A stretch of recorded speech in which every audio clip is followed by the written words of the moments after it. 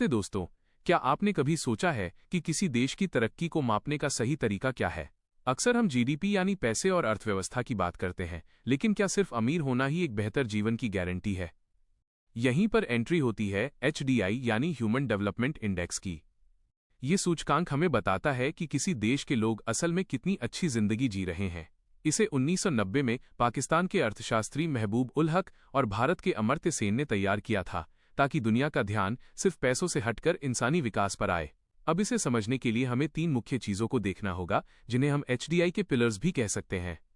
सबसे पहला है लंबी और सेहतमंद जिंदगी, यानी उस देश में लोग औसतन कितने साल जीते हैं और वहां स्वास्थ्य सुविधाएं कैसी हैं। दूसरा है शिक्षा, जिसमें यह देखा जाता है कि बच्चे कितने साल स्कूल जा रहे हैं और बड़ों की साक्षरता का स्तर क्या है। और तीसरा है जीवन स्तर, यानी प्रति व्यक्ति आय कितनी है और क्या लोग अपनी बुनियादी जरूरतों को आसानी से पूरा कर पा रहे हैं। जब हम इन तीनों को मिलाते हैं तो 0 से 1 के बीच स्कोर निकलता है। जिस देश का स्कोर 1 के जितना करीब होता है, वहां का मानव विकास उतना ही शानदार माना जाता है। नॉर्वे, स्विट्जरलैंड और आइसलैंड जैसे देश अक्सर इस लिस्ट में टॉप पर रहते हैं, क्योंकि वहां शिक्षा और स्वास्थ्य पर सरकार बहुत ज्यादा निवेश करती है। लेकिन अगर हम भारत की बात करें तो हमारी स्थिति एक मीडियम ह्यूमन डेवलपमेंट वाले देश की है।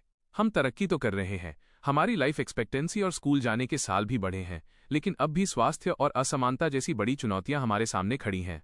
एचडीआई हमें ये आईना दिखाता है कि एक महाशक्ति बनने के लिए सिर्फ मजबूत सेना या बड़ी जीडीपी काफी नहीं है, बल्कि देश के हर नागरिक का शिक्षित और स्वस्थ होना भी उतना ही जरूरी है। दुनिया के कई छोटे देश जिनकी जीडीपी कम है, एचडीआई में बहुत आगे हैं, क्योंकि उन्होंने अपने लोगों पर निवेश किया है। तो दोस्तों, असली सवाल ये है कि क्या हम सिर्फ आर्थिक विकास चाहते हैं या एक ऐसा समाज जहां हर इंसान को आगे बढ़ने का बराबर मौका मिले? आपकी इस बारे